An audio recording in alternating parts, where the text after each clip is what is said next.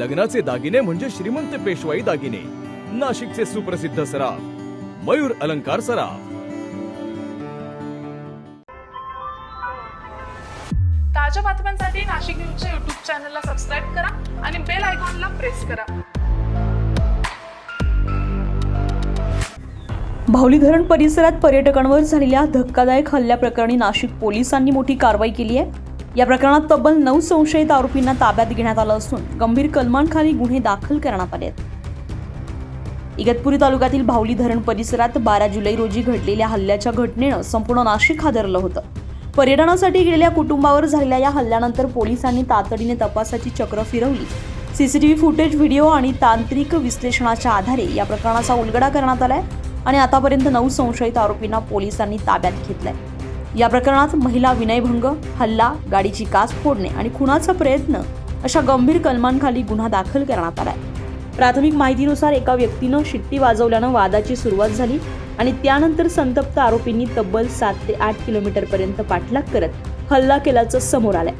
मुख्य आरोपींची ओळख पटली असून भोईर नावाच्या आरोपीवर यापूर्वी खुनाचा गुन्हा दाखल असल्याची धक्कादायक माहिती समोर आली आहे. इगतपुरी, नांदगाव सदो, माणिकखांब या परिसरातील आरोपींवर कारवाई सुरू असून आणखी 2 ते 3 संशयित आरोपींचा शोध सुरू आहे. सदर गुन्हा सुरुवातीला अंबड पोलीस ठाण्यात दाखल झाला होता, मात्र पुढील तपासासाठी तो इगतपुरी पोलीस ठाण्याकडे वर्ग करण्यात आला.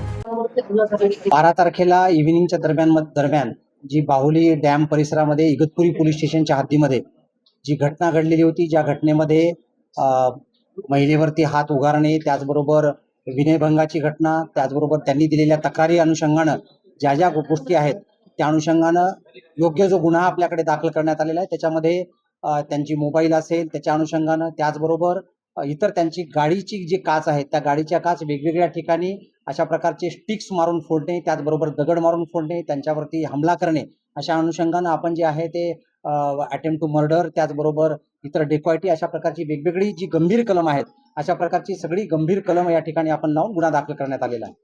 या अनुषंगानं याच्यामध्ये आतापर्यंत एकंदरीत 9 आरोपी जे आहेत ते 9 आरोपींना पूर्णपणे ताब्यात घेण्यात आलेलं आहे आणि त्याच्यावरती कारवाई सुरू आहे. हे जे एकंदरीत आरोपी आहेत हे आरोपी त्या परिसरामधले आहेत आणि हे सगळे जे आरोपी होते हे आरोपी वेगवेगळ्या इगतपुरी भागामधले, त्याचबरोबर नांदगाव सदो नावाचं गाव आहे, बनाईदुरी आहे, गिरणारे आहे आणि माणिकखांब आणि त्या आजूबाजूच्या परिसरामधले असे सगळे हे आरोपी आहेत, एकमेकांच्या ओळखीचे आहेत आणि त्यांनी अशा प्रकारचं 9 आरोपींना आपण ताब्यात घेतलेलं आहे. आणि याच्यामध्ये इतर जे आणखी काही आरोपी याच्यात निष्पन्न झालेले आहेत, याच्यामध्ये फिर्यादीने आपल्याला तक्रारी दिल्याप्रमाणे इतर जे 6-7 आरोपी होते, त्याचबरोबर त्यामध्ये इतर काही इन्व्हॉल्ड आहेत जे असोसिएट आहेत क्राईमला करणारे, त्याचबरोबर यांच्याशी गाडी देणारे, काही मदत करणारे, अशा प्रकारच्या सगळ्या आरोपींना आपण याच्यामध्ये इन्व्हॉल्व करून या गुन्ह्यामध्ये आपण त्यांना निष्पन्न केलेलं आहे. त्याचबरोबर व्हिडिओद्वारे सुद्धा आपण निष्पन्न केलेलं आहे. याच्यामधला भोईर नावाचा एक आरोपी आहे, त्या आरोपीला पूर्वीचा एक त्याच्यावरती मर्डरचा गुन्हा त्याच्यावरती दाखल आहे 2020-21 दरम्यानचा, तर त्याच्यामधला तो आरोपी आहे. त्या व्यतिरिक्त आणखी असं कुठल्याही आरोपीचं बाकी कोणाचं क्रिमिनल रेकॉर्ड नाही आहे, एकाच आरोपीचा आहे. तर त्या अनुषंगानं जो आरोपी आहेत ह्या सगळ्या आरोपीच्या अनुषंगानं आपण खात्री केलेली आहे आणि त्या अनुषंगानं आपण याच्यामध्ये अतिशय कडक कलम लावून महिलांच्या कुठल्याही प्रकारचं, त्याचबरोबर पर्यटनावरती असा प्रकारचा कुठलाही परिणाम होणार नाही, त्याचबरोबर एकंदरीत ह्या अनुषंगानं आपण अतिशय कडक कारवाई जी आहे ती कडक कारवाई आपण करत आहोत. आम्ही इथे काल फिरायला आलो होतो, माझे दीर वगैरे त्यांची फॅमिली 8 जण त्यांच्या गाडीमध्ये आलो होतो. आम्ही आमचं इथं जेवण वगैरे केलं, पाण्यामध्ये खेळलो वगैरे आणि त्याच्यानंतर आम्ही निघालो होतो. तर ते 2 जणांनी माझं नाव घेतलं, छेडछाणी केली वगैरे. तर मी त्यांना थोडीशी बडबड केली की अरे तुम्ही काय करताय, काय चाललं आहे तुमचं वगैरे.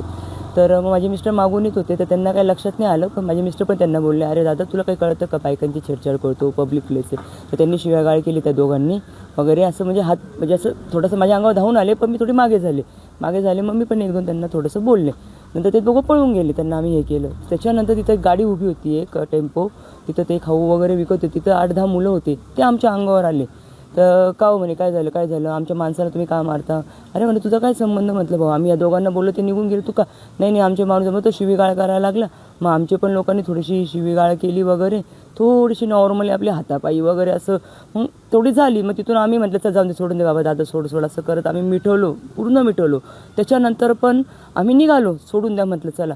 त्याच्यानंतर आम्ही पुढे आल्यानंतर त्यांनी व्हाईट बलेनोमध्ये पुढे येऊन आम्हाला क्रॉस करून आमच्या गाडीच्या काचा फोडायला जे चालू केलं तर पूर्ण 20 किलोमीटरपर्यंत आमच्या मागे आलेले, पूर्ण रॉड घेऊन पूर्ण मारलेले, आमची गाडी पूर्ण संपवलेली आहे. मुलं की अजून पण हे आमचे पूर्ण म्हणजे कोण त्रास दिलेला आहे काय, पण याच्यामध्ये एक चांगलं झालं, पोलिसांनी आम्हाला सगळ्यांनी खूप सहकार्य केलं. आम्ही मग अंबड पोलीस स्टेशन गाठलं, तिथं ते आम्हाला नार्वेकर साहेब त्यांनी आम्हाला सहकार्य केलं.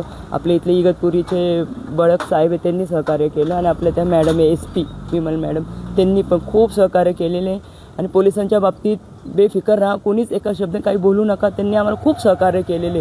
आज ते होते म्हणून आज आम्ही पंचनामाला आलेलो आहे, आता आज आमची याची डेअरिंग नव्हती. आज त्यांनी सपोर्ट केलेला आहे. कृपया करून त्यांना कोणी ब्लेम करू नका. आज त्यांच्या पायी आज आपण लोक आहे, आणि त्या लोकांना ते पकडून आणणार आहे. मला एवढी पूर्ण गॅरंटी माझ्या सरकारवर, आपल्या ह्यांच्यावर. भावलीसारख्या पर्यटनस्थळीत अशी घटना घडल्यानं सुरक्षेवर प्रश्नचिन्ह निर्माण झालंय. मात्र पोलिसांच्या या कारवाईनंतर आरोपींना कितपत आळा बसेल हे पाहणं आता महत्त्वाचं ठरणार आहे. संजय परमार, नाशिक न्यूज, नाशिक. ताज्या बातम्यांसाठी नाशिक न्यूजच्या YouTube चॅनलला सबस्क्राईब करा आणि बेल आयकॉनला प्रेस करा.